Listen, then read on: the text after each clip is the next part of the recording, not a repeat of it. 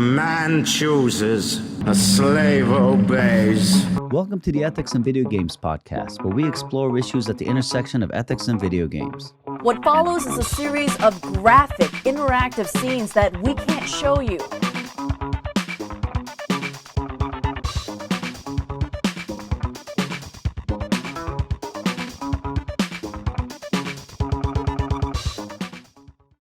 All right, everybody, we're here with Dom Ford. Dom Ford is a freshly minted PhD from the IT University of Copenhagen, Denmark. His dissertation puts forward a method for understanding games through mythology, arguing the game worlds instantiate particular models for understanding the world which the player then inhabits. He also works with conceptions of history and nostalgia in games and depictions of monsters, which is why we're here to talk with him about monster ethics. Dom, welcome to the show. Yay! Thank you very much. Thank you for inviting me. It's really great to be here. Looking forward to it. I can't believe we're talking about the monster ethics, but we're not talking about the ethical decisions monsters need to make, though that might be fun for another show.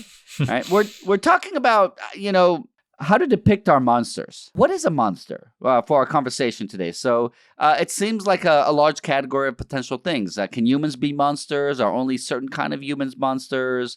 How would you describe what you think of as a monster? It's a great question because you're totally right to point out that there are a million different things that we call monsters. There, you have often serial killers, like say a Ted Bundy will be called a monster.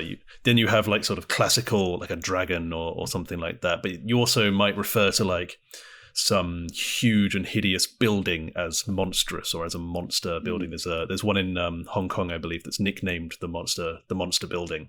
So we use this term monster to refer to so many different things, and that kind of, I think a lot of the time makes it seem like it could be meaningless, but I'm quite interested in what we're doing with that. So I think of the term monster as a discursive category. So monsters don't exist as such. They don't exist prior to being labeled as a monster. And this label then gets applied to humans, creatures, whatever. And it's done for a certain purpose to represent certain things. We're making a claim about something when we call it a monster. Often that's actually a moral claim, I would say, but it doesn't have to be. I think the kind of two things that really crystallize monstrosity for me are the notion of excess and, relatedly, the notion of boundaries and category crisis. So typically, the monster will represent some maybe natural or, natural in inverted commas, trait, but in excess. So, a dragon might be excessively greedy, as well as being excessively large and all these kinds of things. You can even have otherwise good traits. So I've done a lot of work on giants, and often they are, they embody certain kinds of masculine ideals, right? Where they're big and they're strong and they're powerful and they're sort of sexually very virulent in especially medieval literature. But they do know that about the sexual habits of giants. Really? That was a thing? Oh wait, it gets crazy. I mean, if to be a little bit explicit here, there's I can't remember which it is, but I think it's the giant of Mont Saint Michel, who essentially, not to mince my words, his penis is so big that he sort of splits people in half. And so this is a common thing that comes up, right? The sexual virulence. But the point is that all of these different things are in a much reduced form, in some contexts, seen as positive traits, but taken to excess, they show even within that society, that there has to be a limit to that there is a boundary to that you can only be so strong before it becomes weird and and kind of grotesque. So it kind of all goes back to this idea of setting boundaries, and then the monster exceeds them in some way. That would be kind of where I would say the heart of monstrosity is, when we're thinking of it as a discursive category.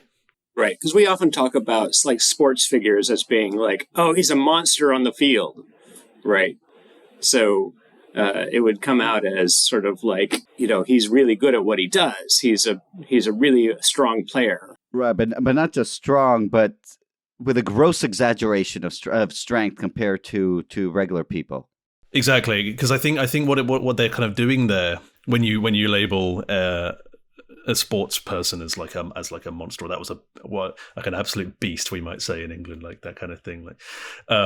you're kind of, even if it's in jest or even if it's positive or whatever, you're kind of saying that they are exceeding the boundaries of humanity. Right. So monsters are excessive people. Yeah, I think so. Or excessive anything. What about the moral judgment about monsters? Do we always judge monsters as evil? Are there somewhere in the middle? You've always got to be careful with like an always, right? I think what we very often do is, so you can often see monster and hero kind of in a kind of parallel in this sense. They often have excessive in certain qualities, and but kind of where maybe the difference is that monsters are they're mythologized in this way in a negative light. So it's like something that we want to cast out of society. So this goes back to kind of the idea of what's the purpose of giving something the label monster? Usually, and you bring up a good counterexample with like the sports person, but like in general, we would label something as a monster as a kind of pretext or a kind of a grounding to casting them out of society, removing them, something along those lines. And so this often happens. There's are you familiar with Philip Cole, like The Myth of Evil? He's written a book on that. So it's like the philosophy of evil. And he kind of says there's like 4 ways in which a human can be evil. So there's like or 4 ways that we can think about human evil. So there's like the pure conception, which would be like humans can just be evil for its own sake. They can do evil things just because they're evil. You have the impure conception, which is humans cannot be evil for the sake of evil, but they might commit evil things in pursuit of something else that they think is good, right? Then there's the psychological one, where it's humans can't be evil, but they can if there's something wrong with their brain. And then finally, he kind of puts forward the monstrous conception, which is it kind of is a tautological discursive labeling, because it is like a human can't be evil, because if a human is being evil, then they are not actually a human, but they are a monster just who looks like a human. This kind of thing, right?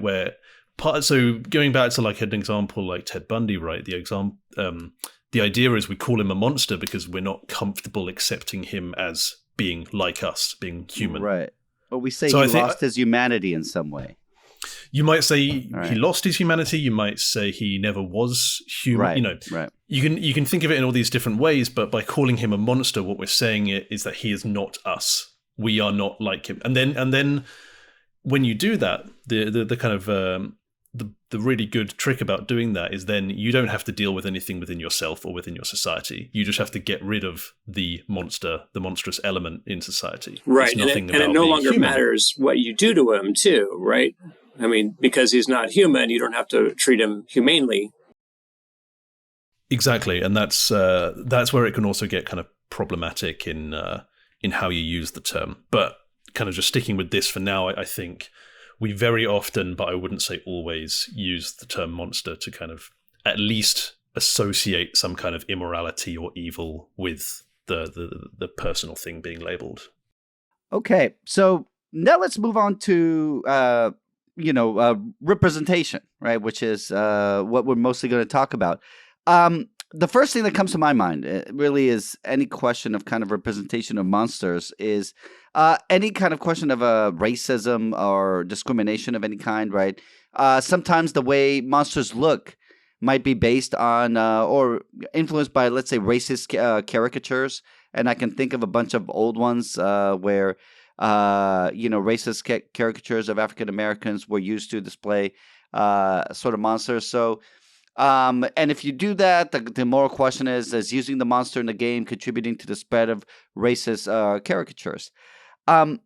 First of all, does that happen? Are there any examples that you might talk about that where something like that is actually the case? Yeah, I mean, I think we can probably all think of these examples, and it kind of obviously depends what one means exactly. But I mean, what came to my mind was something like the Gerudo in The Legend of Zelda, where this kind of tribe of desert-dwelling, scimitar-wielding thieves, and they are all thieves. They're all evil people, and then from them comes the great evil Ganondorf, right? So this kind of, and they're all kind of dark-skinned as well. So you have all these kind of potentially racist stereotypes here. and they're all associated with evil. They're all associated with the great monster. I think another example was Resident Evil 5.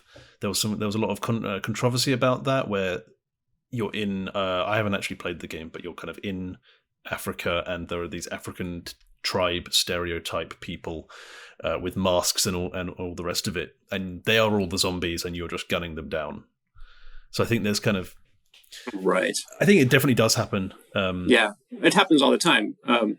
I can point out. I can tell you about a controversy in Dungeons and Dragons in the tabletop game, and also in the video games that fall out of it. With the Drow.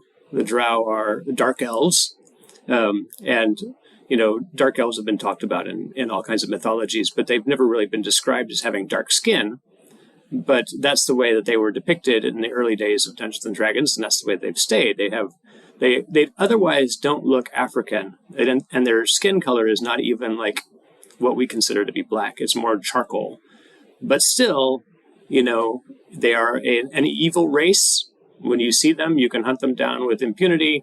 They will always attack you, And then there's, of course, the characters who break that rule, and then so we have there's a famous series of novels about it, and I can't quite remember the author's name, Salvatore, R.A. Salvatore, who took one of these characters and made him the hero of his stories, and so and that was going against type, but of course you have to have a type to go against type, right? So you have to have these sort of sweeping rules.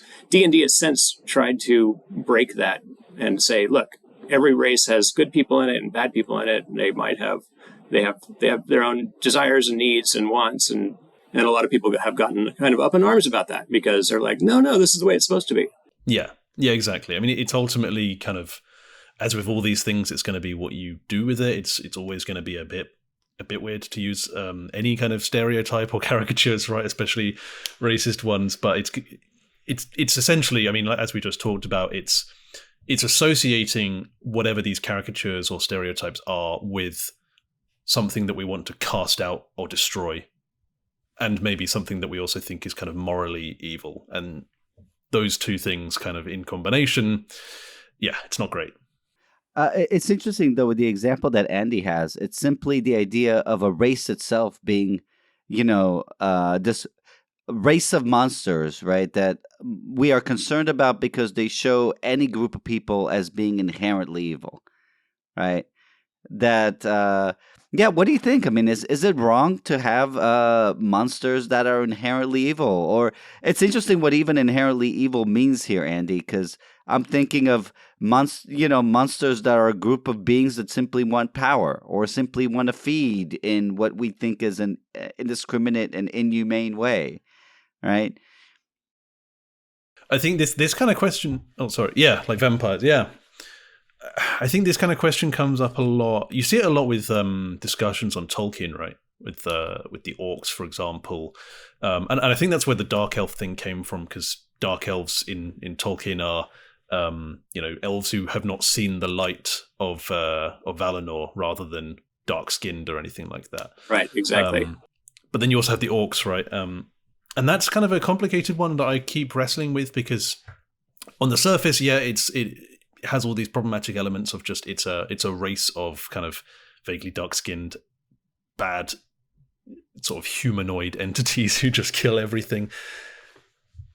And then on the other hand, you have these kind of very deep lore reasons for why orcs are the way they are, and why that doesn't then apply to elves or men or whatever. And I can't remember all those reasons off the top of my head, but like it can be very well justified and richly justified in the text, and can make a very compelling case for why in this fantasy world, let's say, all of this type of creature would be evil. And so I just don't know what to do with it. I mean, I'm curious what you think about that. Well, in the case of D&D, they have backed fully away from that. They, evil and good were game mechanics in their system in the early days, and that they have backed away from that altogether. So now it's just a role play decision that you make. I think it really kind of depends how closely humanized they are, right? So, for example, you take, the orcs, let's say, sure, we can go with the orcs from Tolkien or any equivalent because there's so many monsters like that, right? The fact that they seem in that case in that particular setting very, very inhuman. To me, makes it seem, though, I mean, they still have, they have jealousies, they have fears, but they're not showing in any kind of domestic setting. Though maybe that's a problem because maybe they do have a domestic setting. But to me, it's I think the vector maybe we're looking at is how close to being humans are they being depicted. If it's animal urges, it's one thing. If they have a culture, and if they, no culture is going to be inherently bad. But part of that I was thinking about what they do that's close to humans might be things like cultures, or might be things like families, but it also might be kind of also the way they're depicted, in terms of, again, how close they look to real human beings. So I was thinking about racial characteristics that might be kind of put in there, like, flattened or hook nose or slanted eyes, where you seem to be referring to potentially, now, not necessarily intentionally, but potentially to groups of human beings. And the more you do things like that, the more it seems to be morally problematic. But on the other hand, these are just kind of, the way human beings look. Why can't you just grab a type of nose for these monsters, let's say? Right. Yeah. No, I think it's a really good point, because I think in general, this idea of how human-like the monster is a good one. In particular, I think the face is probably really important here. Like a very common way to, on the flip side, a very common way to make something monstrous or to dehumanize it, right, is to obscure the face. Like even in like a Call of Duty, where they are humans, they're not kind of discursivized as monsters as such, but they all kind of have obscured faces and masks on, while your teammates all have no helmets on because they're idiots, but you need to see their face or something. Right. Right. And I think so. Then I think then when a game kind of or when any kind of media, right, does show a face, that's kind of important. And monstrous faces can again go back to that kind of category crisis where they can, if they seem too close to human face, then that can be really unsettling and really disturbing. And I think if you use racial stereotypes to do that, particularly in a fantasy setting, so if you're in a fantasy setting where ostensibly sort of hooked noses have no reason to exist, right? Maybe, or they do exist, but there's no reason for a whole kind of a group of people to have that. But then you do make that happen for one specific group, and that group is all evil or money grabbing or something like that, right? That's going to be quite problematic. This is where the physical attribute aligns with some sort of like trope of the way that we have depicted these people in real life and in other fiction and other ideas and other things, other depictions of these people, right? So it's the confluence of these things, right? And it makes perfect sense that when you get this kind of confluence, that you would recognize, or should recognize, that look, this is clearly problematic, right? And you're just and all you need to do is switch to another, let's say, nose type or characteristics that are not associated with an offensive trope. I was also thinking about caricatures that aren't really about the, let's say, the facial features or anything like that, but they're more like symbols, dress, activities that we relate to some culture. So you talked about like let's say the scimitars in the desert. I think that was a good example. I was at a tiki party recently. Is there tiki? Do you guys do tiki in Denmark? No, I've never been to a tiki party here. I'm sure it's happened, but I was at a tiki party, and a friend of mine was complaining about the cultural appropriation that tiki is. and whether tiki is really offensive. So we already have these things going on in real life, right? I mean, for those of you who don't know, tiki is kind of like a Polynesian fantasy that was invented in LA about the South Pacific. They serve, drinks that we associate now with the South Pacific, and have a kind of pan South Pacific Polynesian kind of feel to them. But, some Pacific Islanders essentially claim that this is a form of cultural appropriation that is offensive.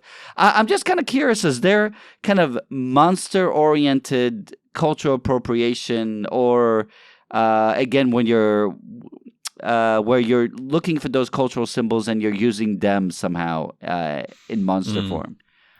I think what I'd say is, if in the construction of the monster, right, so you want to take a group of humans or other creatures and you want to make them monstrous because you want to imply they're evil and that they need to be destroyed or something. If to make that construction work, you're relying on these already negatively associated images from the real world, then I think that's going to be problematic, where it's like you rely on the player believing that scimitars have some kind of connection with Muslims, with evil, something like along those lines, right? So it's if you have the chain of symbols like that, which leads to the construction of the monster, then I would kind of say that's where you need to that's where it kind of gets pretty sketchy, I think, pretty dicey.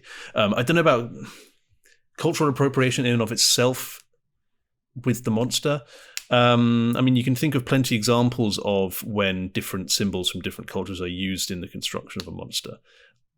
I think it kind of, I don't know, I'm not really one to be talking about this as like a white British guy, but I think it would be just back to that first point of if you're using these already negative stereotypes in order to make the monster monstrous, not necessarily if it's like incidentally so. Does that make sense? Well, there's let's say the situation where and there's a situation where you're being negligent about it, right?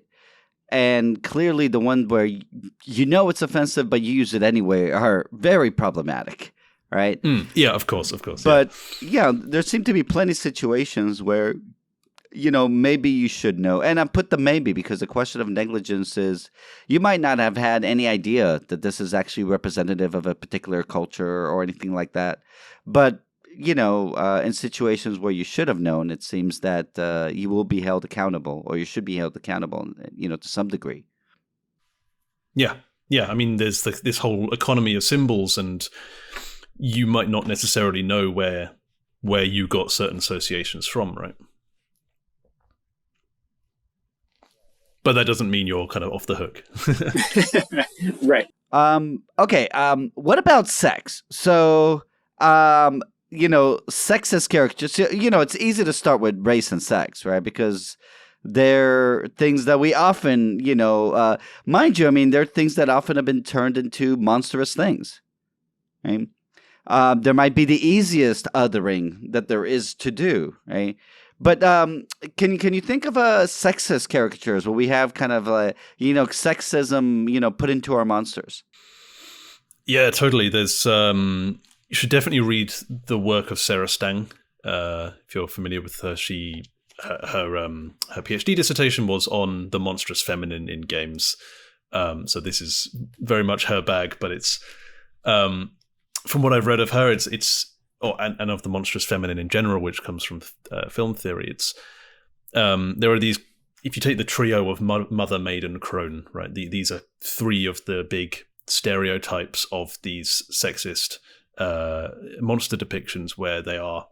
I would describe them as kind of excessive in some of the ways that women are viewed. So excessive in their reproductive abilities or inabilities, or excessive in their sexuality, like the kind of succubus, the seductress kind of thing, or the siren, or you have like the hag, where the aging and the kind of grotesqueness of aging, or supposed grotesqueness of aging, is very much hammed up in for the monster. So I think like some great examples is like there's a pretty direct one in The Witcher 3 where you have the three crones, I think they're called, and they kind of start as, you see them in a tapestry talking to you as these kind of three beautiful naked young women, and then when they kind of reveal their true forms, they are these, old, wrinkled, large, bulbous kind of creatures who attack you. And so it's because... Sorry, go on. And by that point, they're disgusting. All right, and I'm assuming exactly, right, yeah. That's the monstrousness comes from their disgusting oldness. Right? Exactly, it's taking kind of what are already these fears and anxieties in society, right? These fears of women getting old and therefore no longer desirable, or these fears of women using their sexual power to manipulate people, and all those things, those already existing anxieties. Obviously not exactly well-founded, but those existing anxieties then get kind of exaggerated, and they find a depiction in the monsters that we make. Yeah, it's interesting. I'm trying to think of depictions of monstrously old men, and I'm not. It's hard to think of those, but I can think of dozens of these depictions of monstrous old women, right? Exactly, because we're not already afraid, so to speak, of old men. We but should there's be. Something, probably, yes. Yeah, but I mean, there's something disturbing, or there's something that society does not like about older women. Yeah, you got me with the second one, the mother part. So this is the birthing ability is used to become monstrous. Yeah, I mean, if you think of examples where, for some reason, I'm blanking on examples. The only one I can think of is from a niche Danish show. But basically, if you think of these examples where there's some mother figure, maybe even a normal, quote unquote, looking mother, but who gives birth to some demon or to some creature, or you have like Alien as well. That would be an example of that, where it's anxieties surrounding, or rather, monstrosity takes root or takes its center or orbits around the idea of reproduction and the womb and stuff like that. Right, Grendel's mother. Yeah, good example. Yes, exactly. There's also tons of video game mother monsters who spawn monsters, right? They just, right. We see that all the time. Yeah, that's what I was thinking. The spawning of the monsters, right, or the spawning and then the ultimate loyalty of the monster is to them. Yeah. I think it's that kind of caricature or just anything that surrounds birthing, right? All right, so we got some racist concerns, we got some sexist concerns. Is there anything a monster can do? Let's say an ability or practice. So now this is less about maybe representation, but more about kind of abilities that we should consider beyond the pale, even for a monster in a video game context, like something that is. And notice it doesn't need to be too evil necessarily. There just needs to be something about an action or a practice that itself would be wrong for the monster to do. I mean, I can't even think of an action that should just be straight up prohibited to be depicted in games. But if there were such a thing, I don't think it would matter whether it was a monster or not. Like, for example, if we were going to say like a Nazi salute, obviously you don't do that in real life. You probably... but the thing is, you can think of examples where it happens in games and it's because you're fighting against Nazis or something like that, right? Right.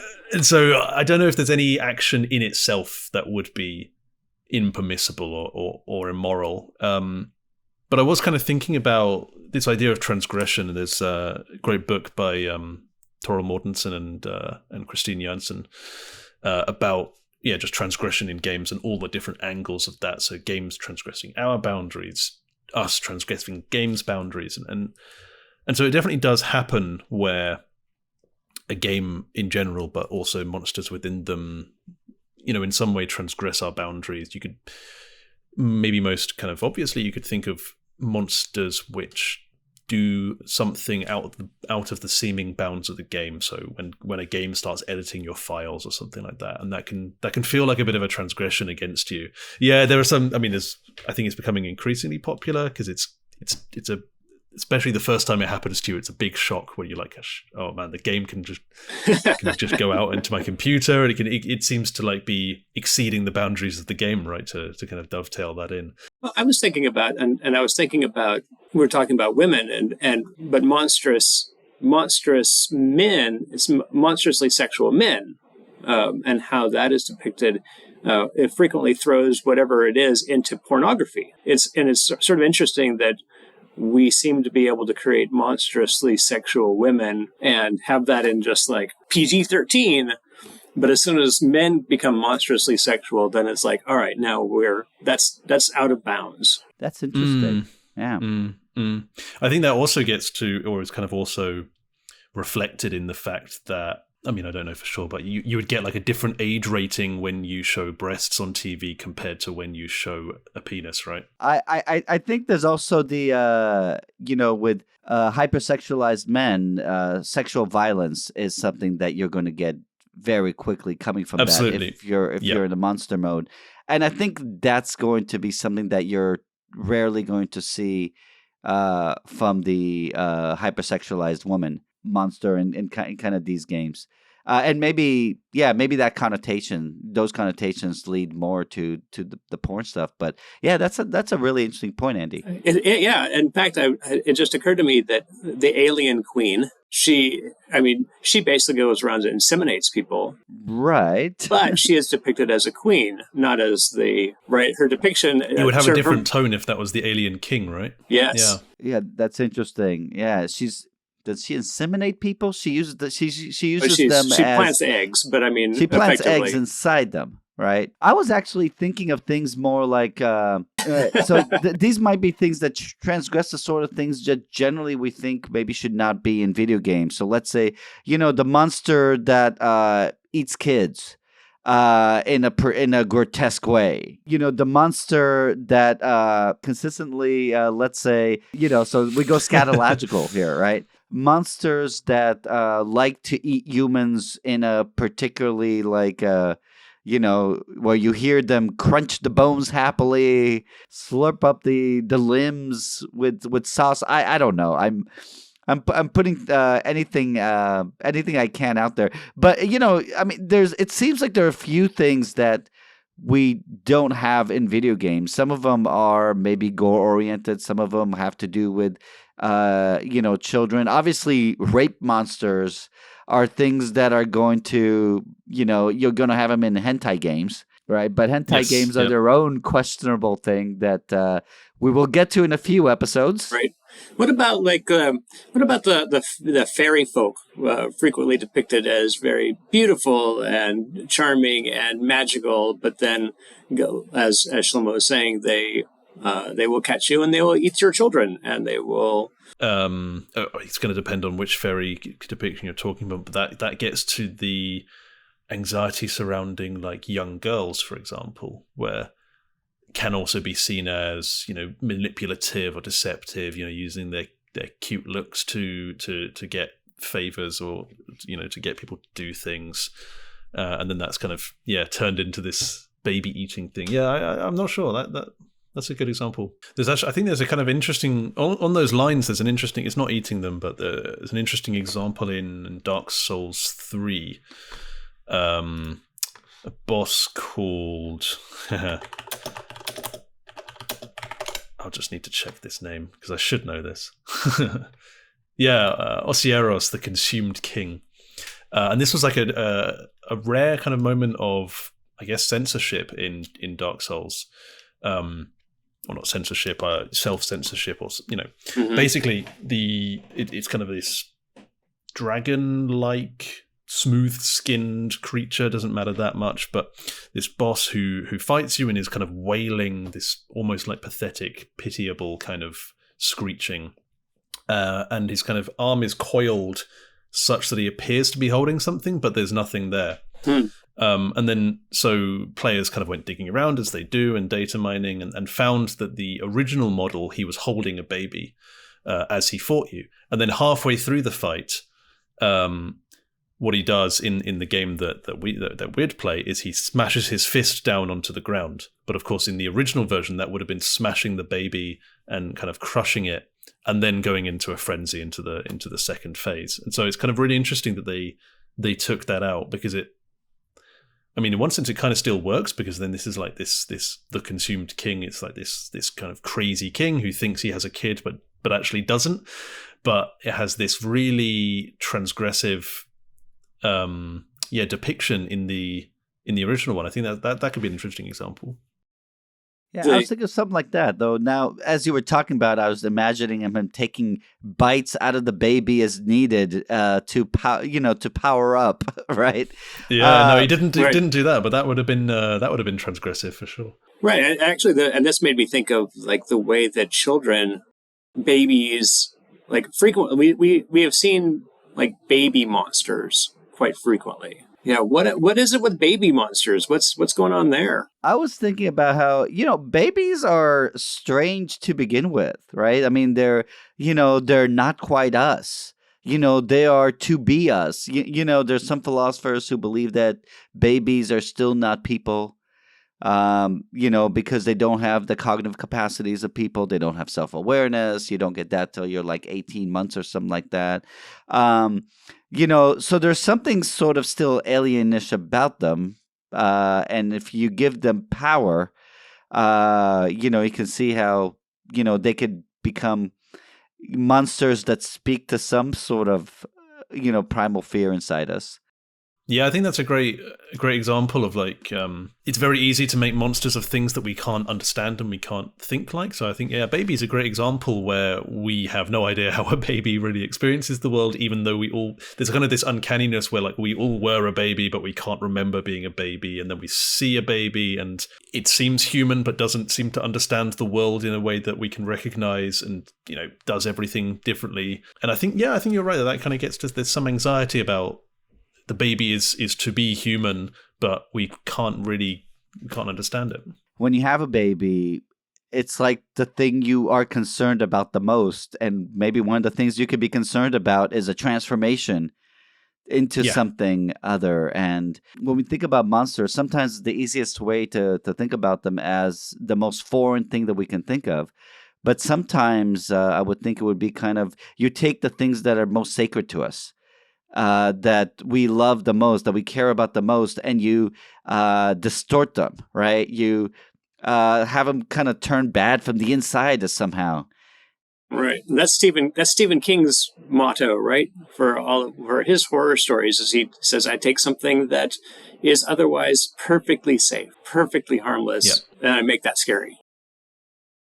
Yeah, it trades on your expectations, right? But also your fears. Yeah, exactly what you say. Like you're worried about how the baby will turn out. You're worried about the baby's safety. It can't take care of itself. And all those kind of points of anxiety are points where you can kind of inject some monstrosity, some fear, some terror, right? Speaking about of babies, babies are kind of in some sense in that in between animal and human, right? I mean, they're human, but animals and people. In that, right, they don't quite have our ability to communicate yet, right? There's a lot of things. I want to think about the animals aspect of monsters, right? A lot of monsters are simply kind of exaggerated animals, right? And then there's monsters that have animal features, right, to show that they are not like us. Does any of this raise questions about the way we end up representing animals, right? Othering animals in general. I think, what immediately came to mind was Jaws and the damage that Jaws has done to the reputation of sharks, right? Oh, I think there's this really, I think there's this quite dangerous aspect to representing monsters as animals or animals as monsters or with animal features that you associate the animal itself with monstrosity, and that can be pretty bad, actually. Sharks have really suffered from Jaws. Yeah, I'm trying to think of other other animals that have suffered similarly. Wolves, for a long time, wolves have been demonized, right? And now we're trying to bring them back. I'm also thinking about things like tusks. Monsters that have these sort of animal attributes. Right. So especially, let's say, boar attributes are really common. Or let's say orcs might have these. All right, or insect-like. It's always the features of animals that we are already a bit scared of, right? I mean, there's not like you don't make a monster more scary by like putting kitten ears on it or something like that. Yeah, I'm thinking no one should. If you're listening and you're thinking about making monsters, don't make anything with bees. We really need bees these days. So this is not Make a more killer games where bees bees are the time. heroes. All right. So in horror games, monsters might be used specifically to create a sense of fear or anxiety in the player. Are there some monsters that touch our fears or create anxieties in some ways that you think really kind of go beyond the pale?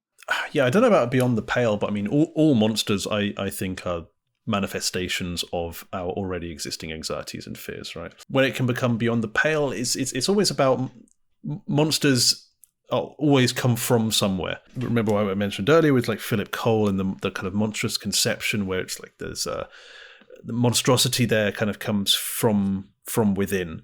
But you can also think about examples where monsters come from without, so like this portal to hell kind of idea. I think you can have these kind of examples where a monster is said to come from a certain place or culture or people or something, and it's said to be an outgrowth of them or their specifically as some kind of manifestation of their evilness, right? I think that's where it maybe goes, morally beyond the pale in that sense. I've got a good example for you on games actually for that. It's have you played Ghost of Tsushima? So it's about the Mongol invasion of Japan in the late 13th century, set on Tsushima, which is like the island between Korea and Japan. And in it, as you'd expect, the Mongols invade and they kind of obliterate the initial samurai defense. And then occupy the island, and then you are one of the few remaining samurai, and you've got to kind of liberate the island.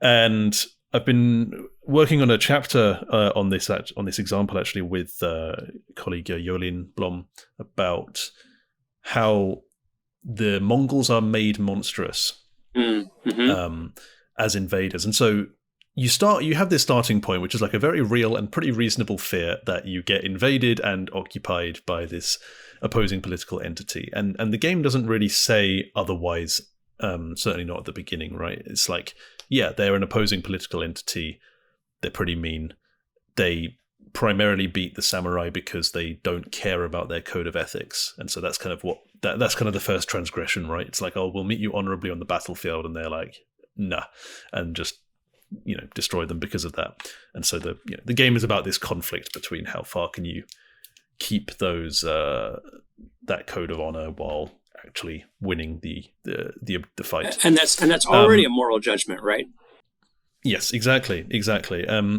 But what it does throughout the game in some more subtle ways is make the Mongols very monstrous. So just as like in indexical symbols or indexical signs, the way that you find a Mongol camp is you follow a trail of rot and destruction and industry. So you follow a path of corpses, right, littered or just like left on the side of the road, and then you'll find a Mongol camp. If you follow like a beautiful little bird, it will take you to some part of the island that's very nice and then give you a good item. So you have this dichotomy where you have like where the samurai become associated with nature and the island itself, while the Mongols become associated with the destruction and the defilement and the disrespect of that nature. So they're not kind of explicitly made monstrous, but their evil is shown to be kind of much deeper and much more heinous than just political, like an opposing political objective. Right. I'm thinking about some Chinese games about World War II that do something like that with the Japanese. Right? Okay, I've not played any, but where I can, the I can Japanese imagine. are Yeah. caricatures as as ugly, as disgusting, as pure evil. You know, yeah, that's interesting. So again, they're not monsters, but they're monstrous, right? In that same kind of sense that is meant to be. I mean, those are sometimes called propaganda games. That are meant to get the Chinese player to feel a certain way about those evil Japanese. And of course, we are talking about World War II, where I mean, there are very, very serious atrocities going on, from the Japanese, but it's something very different. Taking those, what you might say are monstrous acts by the Japanese military as a whole, and turning the Japanese quote unquote race into a race of monsters in a video game. I think, Yeah, exactly. I think it's that there's always going to be like a spectrum, like a slope of that, where at first it's like legitimate political concerns, then it's some dehumanization, then it's kind of creating monsters of them as such, and then it's expanding the category of monster. It's all those kinds of things. like depicting people as monsters allows us to not see them as people, and allows us to not see that, in different situations this might be something that we would do. Or would this be something that we would do? Should this something be something that we should ever even consider? Or should we put some sort of, we're not monsters, Exactly. so we would never it do that. externalizes the problem. It's like a great analogy is like a Doom kind of game where there's a portal to hell, right? It's like to deal with the monsters to Doom, you just have to kill the monsters and close the portal. You don't have to change anything about the way your society works. The threat is completely external. And it's the same in these kind of things where, if we don't have to consider that, maybe in different circumstances we could have done what the Japanese did, or we have treated other people in horrible ways or anything like that. You just have to expel the monstrous invader, and then you're good. You're done. Right. And this is why, I'm thinking about, the use of zombies and all that, right? The monsters that we could just kill, monsters we don't need to think about, but also the least interesting kind of monsters there are. Well, zombies traditionally, like the fear of zombies is that it is us. Oh, I see that it could be us. Right. Yeah. Yeah, they're kind of, again, they're on that boundary, right, between human and non-human, where it's like, they look human, they kind of act human in some ways. But... And the scariest ones are the ones that were our loved ones. Mm-hmm. All right, Dom, super interesting. What do you want to leave our listeners with? I think just to sum all this up that we've been talking about is that monsters don't exist, essentially. There is no monster prior to being labeled as a monster. When we kind of label things, when we categorize things, we're doing so for a reason, and it's that reason is what I'm interested in when I'm analyzing monsters. So when we label someone a hero, we are making some kind of claim about their actions, that they're some way admirable or aspirational or something, right? And with monsters, it's exactly the same thing. It's about establishing and policing boundaries, I think. So it's the boundary between good and bad, between human and non-human, between one of us and one of them, or whatever. So I think by analyzing the monsters, you can tell a great deal about what the creators of a given monster think about the world, what their understanding of the world is, or what their society's understanding of the world is. What is considered abhorrent? How do they define human? And so monsters represent the anxieties that we have when we try to put categories and labels on things. They show us what we want to cast out of society, but are ultimately unable to. That's great. Yeah, well said. All right, Dom. All right, Dom. Thanks for being with us. Good podcast, guys. GP. Thank you. Play nice, everybody. You can subscribe and listen to all of our episodes wherever you listen to podcasts.